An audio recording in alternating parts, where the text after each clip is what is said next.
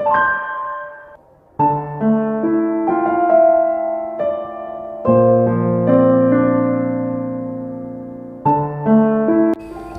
ora tau kowe ngrasake kangen? Tahu ora tau ngrasake kangen? Biasanya gini. Selama hidup Anda pernah berapa kali merasakan kangen? Banyak kali. Rindunya pada hal yang sama atau tidak? Hah? Apa rindu si A terus? Nah, wis dadi mantan rindunya dadi si B, ngono. Wis dadi mantan rindunya dadi si C gitu. Cintanya berubah tapi rindunya ada terus, betul enggak? Berarti mana yang lebih abadi, kerinduannya atau cintanya? Nah, makanya saya selalu ngomong, bukan rindu yang datang dari cinta, tapi semua cinta yang kau alami sepanjang hidup itu datang dari kerinduan kepada Yang Maha. Kau kangen apa tau? Ada di dalam setiap hati manusia itu kekosongan. Dan mencoba sepanjang hidupnya mencari ngisi kekosongan tersebut. Nah, isek sunat ngene iki apa sebenarnya? Kalau ditanyain pengen minta apa? Sederhana, paling minta mainan, maksimal minta motor lah. Kowe saiki sunat yahin iki, minta hadiah apa? Mesti utekmu wis aneh-aneh. HP kayak mulai naik, semakin dewasa itu kerinduannya semakin berkembang. Terus berkembang seberapa banyak, seberapa lebar? Kan gitu pertanyaannya. Kapan ini selesainya? Karena sebenarnya manusia itu kan berkembang terus. Tambah lebar. Orang pengen kaya itu sebenarnya pengen melebarkan dirinya, gitu aja. Aku pengen iki jadi milikku jadi lebih banyak. Cuman sayangnya kadang-kadang orang kalau rindu sesuatu itu tidak total. Contohnya gini, Anda rindu kekayaan, Anda membayangkan kekayaan itu duitnya banyak, emasnya banyak, surat sertifikatnya, tanah banyak, tapi Anda nggak membayangkan pengen punya bulan atau punya matahari. Sisan no, nek gue harap duwe sing total sisan, aku pengen duwe jagat raya. Sertifikatnya sing duwe sopo? Tak tukune regane piro? Total. Mau tidak mau akan kenal sama yang punya jagat raya. Ditanyain, Gusti Allah kira-kira enten sertifikatnya mboten nggih? Mulai kenal karo Gusti Allah, mulai ngerayu dan seterusnya. Jadi semua arus manusia yang dirasakan manusia itu pasti membawa ke Tuhan kalau kalibernya tidak setengah-setengah. Total. Kan gitu. Urip kuwi problemnya itu kadang sering masalah utamanya adalah kaliber. Kalau melakukan sesuatu itu setengah-setengah. Ora yo. Nek ora. Nek wedi rasah wani-wani. Nek wani rasah wedi-wedi. Aku naksir ya karo kae. Diparani lewat ngarep omahe wis seneng atine. Ketok gendenge tok wis teratap.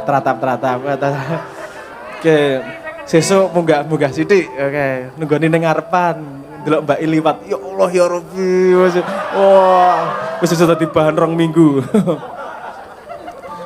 Bahan ngisi ruang rindu itu tadi maksudku. Aja mikir aneh-aneh kon bahan apa ngisi ruang rindu bisa dirindukan. Wis sesuk terus lanjut sampai totalnya apa? Temoni wong tuane. Pak, apakah Anda cukup kilaf untuk memberikan anak Anda kepada saya? Total sisan. Nek ditolak iku biasa. Wes toh, lebih banyak hidup itu lebih banyak gagalnya daripada berhasilnya. Betul enggak? Tapi Anda cukup sekali berhasil untuk membuktikan semua kegagalanmu tidak sia-sia. Betul enggak? Jadi rasa wedi gagal. Semua keberhasilan datang dari keputusan yang tepat. Semua keputusan yang tepat datang dari pengalaman. Semua pengalaman datang dari keputusan yang salah. Jadi keputusan yang salah itu modal untuk menjadi sukses. Mumpung isik cilik, berbuat salah sebanyak-banyaknya. Loh, aku serius iki. Nek kowe isik SD nyolong, kowe di penjara apa di kampleng dengan raine? Mek di kampleng ta orang apa? Tapi nek kowe wis gede nyolong, diapake? Lebokke penjara didak-idak kowe. Nah, untuk tahu trauma kesalahan, untuk mengerti efek dari kesalahan mending masih kecil. Wes, anak kecil bereksplorasi ke sana kemari, tangannya keselomot, ndusur numpak sepeda, nang kae wae asal ora mati sementing. Jagani orang tua tuh itu, jagani anaknya aja ngasih mati. Bahwa dia sakit, biarkan dia merasakan sakit. Kenapa? Karena kamu dalam hidup pasti merasakan sakit. Wes toh. Wong kowe WA centang biru ra dibales wis sakit hati. Ora usah dikampleng, ora usah wis centang biru ting ngene iki kok ora dibales ya, salah aku apa ya. Aduh. Aku ngomong ngene iki yo ngrasake soalnya rame kowe su. Loh itu hidup itu penuh kesakitan. Udah, itu yang namanya hidup. Penuh kekecewaan, penuh kegagalan. Tapi kualitas manusia bukan di situ. Kualitas manusia adalah kemampuan bangkitnya dari semua kegagalan. Tepuk tangan ora. Ojo kalibri ojo ragu-ragu. Tepuk tangan ora. Ngono lho. Gak sepenuh hati. Nek kowe tepuk tangane kesel sisi, tepuk tangane sebelahmu. Apa pipine? Yang penting muni suarane. Nah, ini kesakitan-kesakitan ini perlu. Sebagai itu proses pendewasaan. Nah, makanya salah satu hal yang paling privat disakiti dalam tanda petik. Di sini ada yang belum sunat? Oh. Oh, cah cilik ya belum. Yang udah gede belum sunat tolong buktikan.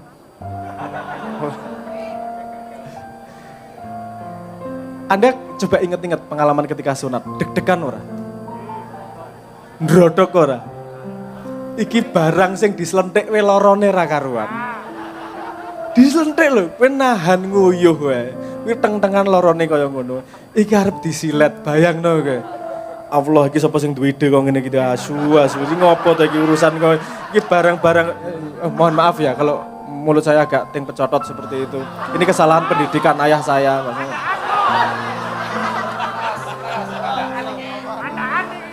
Oh los ya, padaan los. Los padaan los. Iku lho arek-arek cilik nang dhuwur panggung kon niku los rupamu. Ono Pak Wali Kota karo Pak. Los oh. Los dol iki. Ngene iki lho ngene arek los wae. Dadi lali tuh aku mau ngomong apa? Oh, mau urusan peli yo. Apa kan? Sik nyebutnya sing bener piye? Anu ngono. Ya oke ya. Dadi nek anu di anu kuwi rasane anu banget wis pokoke. Cen anu kok kowe iki. Hah? Nah, saya tadi ngomong proses kesakitan itu adalah proses pendewasaan. Proses kegagalan adalah proses pendewasaan. Coba Anda ingat-ingat pengalaman ketika harus sunat kuwi. Nek rame-rame ono kancane. Di sini ada yang ikut sunatan massal. Sunatan massal itu yang kalau ada yang kreatif sedikit, biasanya saya pernah ngalami itu teman-teman saya. Yang pertama ini memang sudah niatnya buruk itu. Pertama dia masuk disunat limbengok kaya wong diantemi sak kampung kae lho. Aduh. Sing bariku yo aduh. Itu jadi menggegerkan apa sebenarnya mental semua yang sebelumnya iki. Pertamane wis gagah-gagah, sing pertama bengok-bengok. Itu yang lain langsung keder enggak karuan itu. Ini ya Allah, iki diapake ya Allah, cah kuwi wae. Itu jadi latihan mental yang luar biasa. Makanya ritual pendewasaan di budaya-budaya itu berbeda-beda, tapi semua melibatkan kesakitan. Semua melibatkan kemampuan untuk melewati mental. Salah satu contohnya, ono neng nias mencolot apa sebenarnya? Batu itu tanda kedewasaan. Ada yang kulitnya dicacah-cacah dikit-dikit. Wah, untuk apa sebenarnya? Untuk menunjukkan dia sudah dewasa.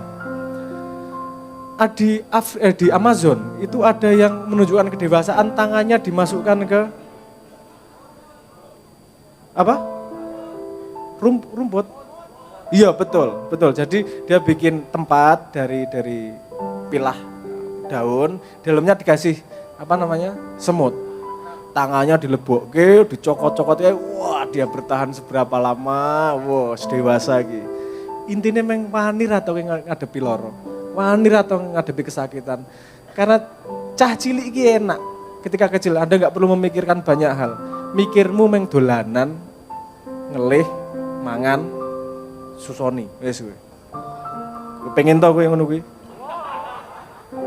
Jadi kalau udah dewasa masalahnya banyak iki. Masalah mangan karo ngombe wis selesai. Adus wis ra masalah kari buka keran. Tambah masalahmu gawe dhewe nang utek. pulsa, merek HP, mention ra dibales, centang biru dinengke wae, status nyindir dicueki.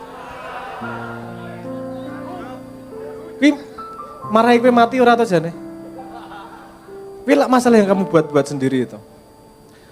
Masalah itu kalau masalah fisik, masalah yang memang harus dihadapi, orang harus jantan menghadapi. Tapi kalau masalah dari masa lalu atau masa depan, itu 80% masalah yang ada di kepala kita itu datang dari itu. Masa lalu itu namanya apa? Memori. Masa depan itu namanya apa? Imajinasi. Belum kejadian sudah menyiksa. Nanti kayak tadi tuh, ngantri mau sunat. Belum kejadian wis imajinasi. Iki diapake yo, diketok-ketoke nggo kampak apa nggo graji yo iki. Belum kejadian itu udah membuat kamu begitu menderitanya. Mantan. Itu kesakitan dari memori ya ora? Wis mantan lho, to. Wis mantan. Ya Allah, ning kuwi tetep nglarani ati nek dhek bahagia karo wong liya iki rasane asu. Perih. Kowe hae-hae kaya ngalami wae jomblo tuntun asmara iki wis tau ta pacaran. Kaya tahu-tahu wae. Nah, kesakitan itu proses yang tidak bisa dihindari dalam hidup. Bahkan banyak yang ngomong gini. Kalau kamu mau sukses, itu ikuti passionmu. Pernah dengar kalimat itu enggak? Passionmu. Apa sih passion ini? Hah? Kemampuan? Apa passion? Hah? Model? Apa meneh? Kesenangan? Apa meneh? Oke, passion. Asal katanya passio. Artinya apa? Tisu. Bener ya, merek tisu itu ya. Iya bener kan. Wah ini asal katanya dari kata Yunani. Passio itu artinya penderitaan. Jadi ikuti passionmu itu, ikuti sesuatu yang kamu bersedia menderita untuknya. Ono ra cita-cita yang tidak mengandung penderitaan. Kue mancing, kue nek wis duwe bojo, penderitaannya banyak loh. Resiko dipisui bojo. Nek ora entuk piye? Neng kono mangan apa sih? Ora entuk iwake kowe mangan kok hasile pakan panci, pakan iwake kuwi tok pangan gara-gara ora entuk iwak. Ning tok baleni meneh ora? Karena hobi, karena kamu seneng. Saking senengnya kamu bersedia mengalami penderitaan. Sekarang kamu punya cita-cita, pengen jadi menteri, wali kota, DPR. Ngalami penderitaan ora? Takon sing wis ngalami. Piye? Wah, kuwi kudu kampanye, kudu ngrasake difitnah, kudu ngrasake segala macam. Tidak mudah. Hidup itu tidak ada yang mudah. Yang mudah itu tidak hidup.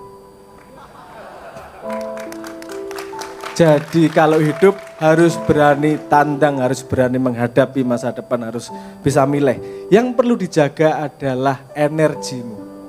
Energimu diletakkan di mana? Kalau meletakkannya salah, penderitaanmu nambah. Kalau meletakkannya benar, kamu bisa menghadapi penderitaan. Ada 3 link gini. Di sini pernah naik motor ya. Sekarang kita ngomong energi. Ini kan ngomong tadi udah ngomong bahwa proses sunat itu adalah proses kesakitan yang kita hadapi demi pendewasaan. Semakin kita dewasa, kita semakin terus mengalami tantangan-tantangan dan masalah. Untuk menghadapi itu kita punya energi yang terbatas dalam sehari, dalam kehidupan. Gimana manage energi agar tidak stres untuk hal-hal yang tidak bisa dihadapi. Nah, ada salah satu konsep begini. Anda pernah naik motor? Ada 3 posisi dalam motor. Yang nyetir, yang bonceng, dan penumpang lain. Energi utamamu di mana diletakkannya? Nyetir ya. Kamu nggak begitu perhatikan itu motor lain? Ya enggak. Energinya pasti lebih sedikit daripada energi nyetirnya. Karena kalau energi nyetirnya sedikit kamu tabrakan, ya ora? Kenapa energi paling besar nyetir? Karena itu hal yang paling kamu bisa kontrol. Nek motor liya ora iso tok kontrol. Dadi ngopo mikir? Kalau kamu di posisi bonceng, kamu bisa bisiki yang nyetir. Hati-hati. Ngerem. Sithik ana sing baheno ning kono kae. Aja banter-banter iki, misalnya gitu. Tapi kamu tidak bisa nyetir. Tapi kamu bonceng, enggak nyetir. Jadi energinya, kontrolnya jadi lebih lebih rendah. Paham ya maksud saya ya? Jadi bagi energimu, yang paling besar adalah hal-hal yang kamu bisa kontrol. Yaitu dirimu sendiri, nomor 1. Bisa kontrol. Saya kasih pertanyaan sederhana. Saya yakin bisa jawab. Kasih 2 menit, pasti bisa jawab. Anda pikirkan dalam hidup Anda. Kalau Anda melakukan 2 hal ini, hidup Anda akan lebih baik. Apa? Neng uripmu, jajal. Tangi luweh isuk. Luweh sregep sinau. Luweh sregep ibadah, apa? Terserah. Pasti ada 2 hal yang kamu berpikir untuk bisa menumbuhkan dirimu. Pertanyaannya adalah, maukah kamu beraksi terhadap itu? Nek ngandani wong maksa gampang. Tapi nek gua awakmu dhewe, alasannya ya Allah naudzubillah min dzalik. Alasannya shopping 3.000 gitu. Saya pernah percobaan gini. Kamu coba kamu kontrol dirimu sendiri ya. Sederhana, pegang hidungmu tiap jam 5 sore. Jangan maju, jangan mundur. Pas jam 5 pegang hidungmu. Bertahan berapa lama?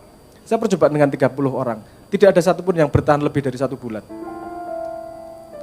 Karena otaknya kemudian bikin trik. Ngopo toh ora penting. Alah telat 5 menit we. Alah menyekelirung we. Jadi menyepelekan. Itu yang tadi saya bilang pertama, otot menyelesaikan masalah. Itu bagian dari dewasa adalah pentingnya yang namanya istiqomah.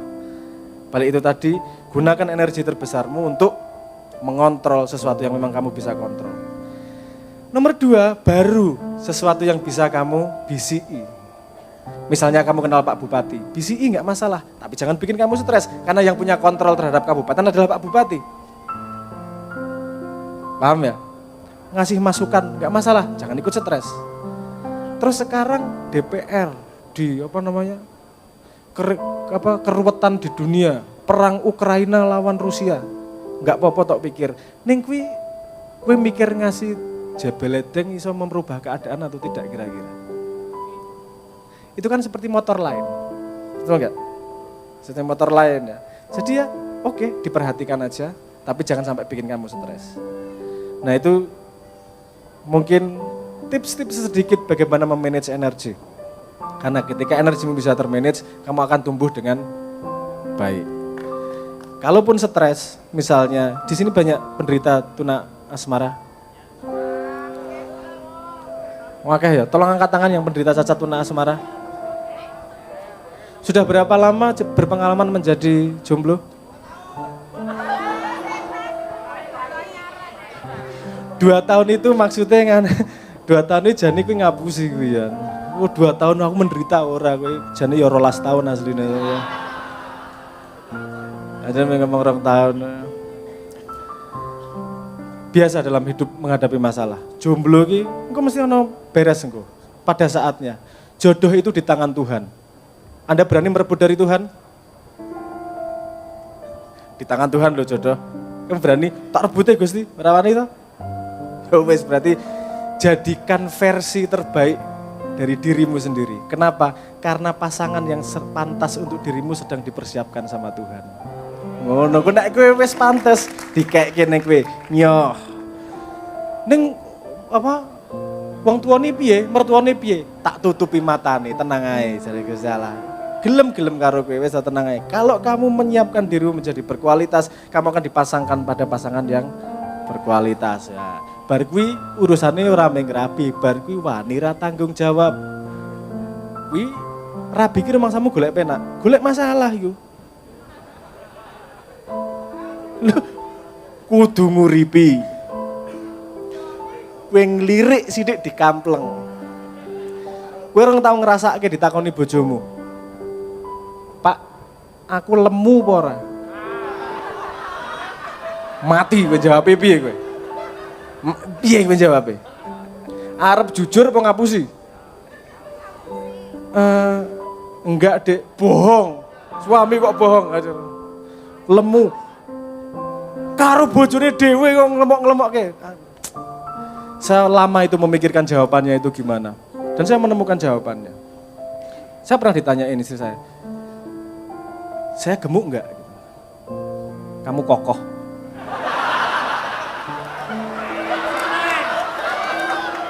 Orang menjawab, ya lemu ya ora, ini kan kokoh. Itu enggak menjawab. Kadang-kadang hidup itu dihadapi dengan kayak gitu itu. Endo, Jaya Endo, jadi kokoh. Wis toh. Ora terus enggak usah ditanyain lebih lanjut ya. Kokoh itu baik, artinya kuat. Bahwa lemu orang urusanku. Enggak rasa dijawab dia. Repot. Anda pernah rasa sebelum rabi wis pas pacaran, yang pernah merasakan pacaran. Dek mau makan kemana? Terserah. Asu lho gue. Seolah-olah terserah, nek rapas ngamuk mesti merengut. Ya ora? Anda tahu sebabnya kenapa? Itu kenapa ngomong terserah? Karena dulu wanita pertama pernah memilih makanan dan membuat suami istri itu ditendang dari surga. Namanya Adam tanya, "Dek, makan apa?" "Buah itu aja." "Nggih, saya ambilkan." Dimakanlah buah kuldi itu. Mereka turun dari penjara. Makanya sekarang wanita kalau ditanyain, "Makan apa, Dek?" "Terserah daripada masuk neraka." itu apa namanya? Ketakutan turunan itu. Oke. Saya sudah ngomong banyak tentang pendewasaan, tentang ini tentang pentingnya menjaga energi, tentang pentingnya salah satu ciri dari dewasa itu adalah kemampuan untuk ukhuwah itu. Karena untuk menjadi masyarakat bersama itu ada 2 syarat. Untuk menjadi masyarakat bersama ini. Syarat pertama, faktanya dulu, belum syarat. Faktanya kita semua ini berbeda, betul nggak? Tapi kalau kita semua berbeda, kita nggak bisa ngobrol satu sama lain. Kalau kita semua sama, kita nggak perlu ngobrol satu sama lain, betul nggak? Jadi untuk terjadinya masyarakat itu harus ada faktor yang sama di antara kita, tapi juga ada faktor yang berbeda untuk memperkaya. Faktor yang sama itu biasanya di kultur. Dari nenek moyang kita nempel di kultur. Kalau ada tangannya gini, Anda langsung gini, betul nggak? Itu sama-sama kita pahami sebagai sebuah makna. Ketika saya ngomong tangan saya gini, guyu toh. Itu khusus di sini. Kalau di barat gini ini artinya guyon. Tak ambil hidungmu ye, tak kembalikan, itu gue guyonan. Neng kene tak ambil hidungmu ye, asu ngono mesti. Karena artinya berbeda di sini. Nah, bahasa seperti itu membuat kita bisa menjadi berkomunal karena ada kesamaan di antara kita. Salah satu ciri dewasa adalah bagaimana bisa memanage perbedaan. Ketika sudah ada sama, baru kemudian perbedaannya gimana menghadapinya, kan gitu. Anda kalau pacaran, aku balik ke pacaran kan akeh jomblo ning ini biasa nih. Jemaah iya akeh orang-orang putus asa karena tidak diterima karena tidak menemukan calon mertua yang khilaf. Atau lali tuh aku malahan ngomong apa. Ngomong apa tekan intimu? Oh, kalau Anda gini, Anda deketin cewek atau cewek deketin cowok, pertama yang diobrolkan apa? Cari kesamaan atau cari perbedaan? Dek seneng apa? Tempe, saya juga. Dek seneng BTS enggak? Aku seneng banget, aku juga. Jane opo BTS iki gak paham itu. Karena ketika ada kesamaan terjadi persambungan. Tapi kemudian lama sama akan kelihatan bedanya. Kamu kemudian tidak membayangkan bahwa ternyata pacarmu itu ngentutnya juga bau. Karena setahun pacaran belum tentu dia mau kentut di depanmu. Ketika udah nyaman, jebul badek ya Allah. Ya kurang tahu ngerasa kayak gini. Sepanjang perjalanan akan menemukan kayak gini nih. Kedewasaan adalah mampu memutuskan perbedaan itu cukup penting untuk memisahkanmu atau tidak. Nek ternyata pacarmu ngentute ambu tok pedot ora? Pertama yang harus kau lakukan kowe ngentut tok ambu dhewe. Wah jebul ya mambu padha. Walaupun ambune beda. Ngene dhek luwih mambu kaya telo, ngono aku luwih kaya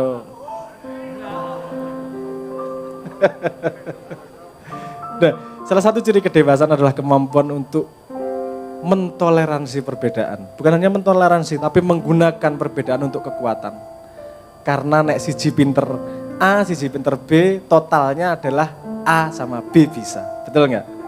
Nah, nek cah cilik perbedaan kuwi ra iso diselesaikan. Kalau wong dewasa sebagai komunitas kita, perbedaan itu biasa.